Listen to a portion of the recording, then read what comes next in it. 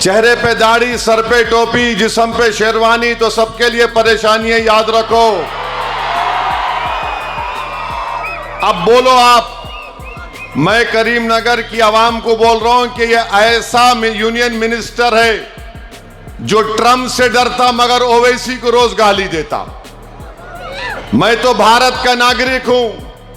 America ने भारत पर रूसी तेल खरीद को लेकर लगाया गया 25% एक्स्ट्रा टैरिफ हटा दिया है।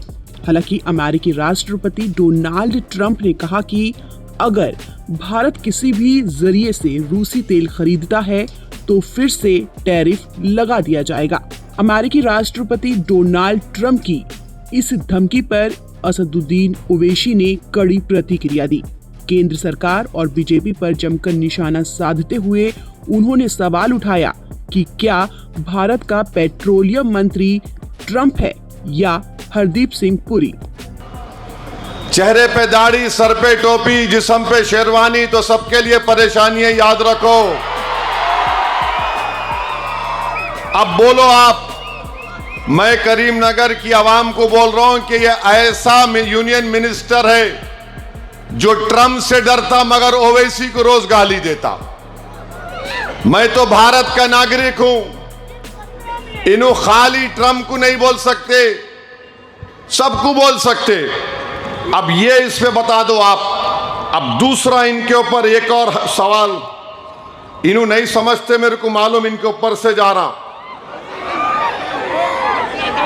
और जान दो, छोड़ दो उसको। हमारा सवाल बीजेपी आरएसएस से है। मोदी गवर्नमेंट आत्मनिर्भर भारत, मेक इन इंडिया बोलती है।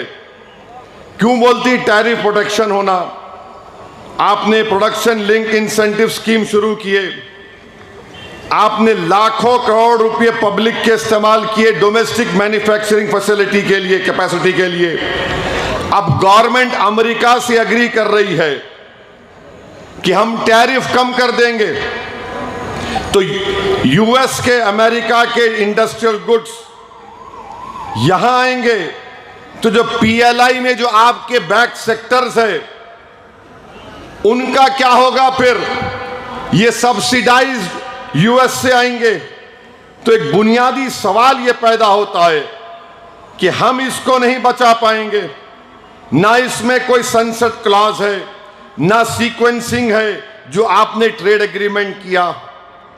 तो फिर आप ही ये मोदी सरकार, ये इंडस्ट्रियल पॉलिसी जो कहीं आत्मनिर्भर भारत, ये सब खत्म हो जाएगा। पीएलआई कहां रहेगा? ये दूसरा सवाल।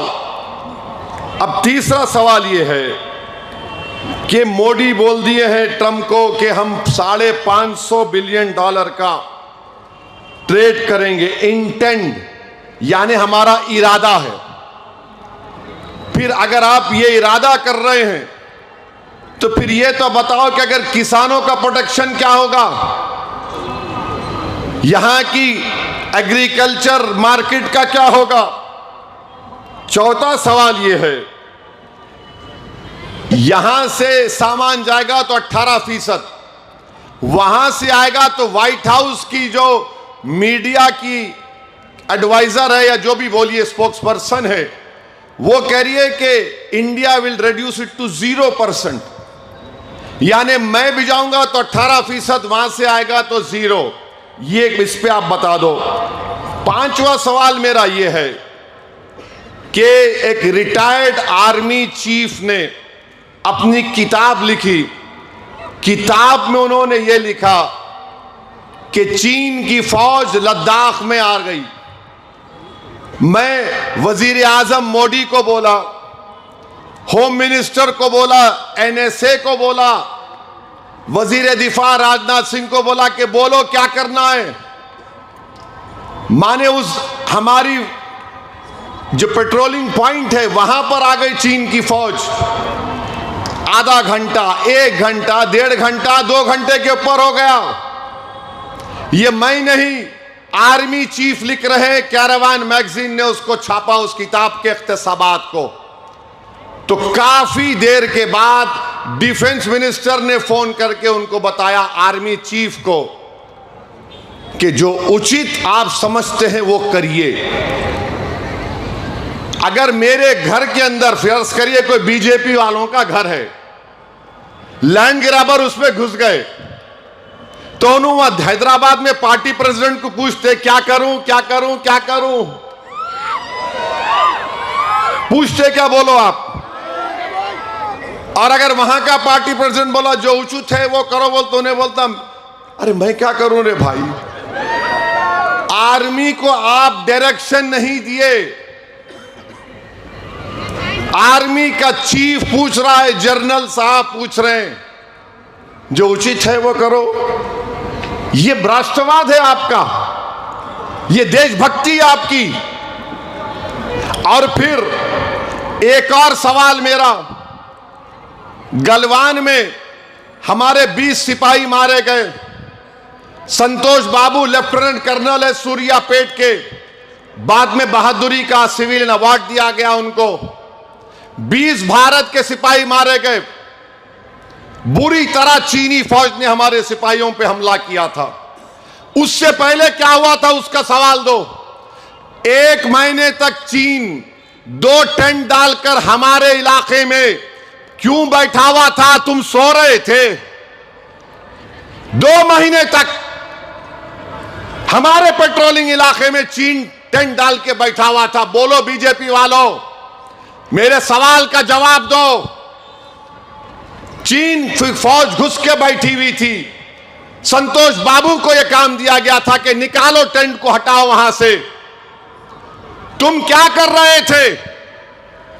कौन जिम्मेदार है उसका? मेरे अजीज दोस्तों और बुजुर्गों, कोई जवाब नहीं आएगा, सन्नाटा है। बीजेपी आरएसएस, हमारी मरकजी हुकूमत चीन के खिलाफ एक बात बोलने से घबराती है और फिर बफर जोन बना दिए। अब बफर जोन क्या है बताता हूं मैं आपको। ये यहां बच्चे खड़े हुए हैं, यहां अपनी आर्मी खड़ी हुई है, समझो मिसाल के तौर पर इधर चीन खड़ा हुआ है। अब चीन क्या किया, उन वहां तक पेट्रोलिंग करते, हम यहां तक करते। चीन क्या किया, वहां से निकल के यहां तक आ गया और आके अपना टेंट लगा दिया। मोदी क्या बोले, ठीक है आपसे हम अब एग्रीमेंट कर लेते, क्या करते, बफर जोन बनाएंगे। तो चीन क्या बोला, बफर जोन वो होगा जहां पर हम हैं वहां से 5 किलोमीटर तक बफर जोन, यानी आप यहां तक आ गए उन्हों हमारे इलाके में, अब इन्हों बोल रहे बस ये बफर जोन है। अरे वहां जाना ना उन्हें, नहीं आप जमीन दे दिए। ये मोहब्बत है भारत से आपको। आपने चीन के परसेप्शन ऑफ एलएसी को अपना लिया।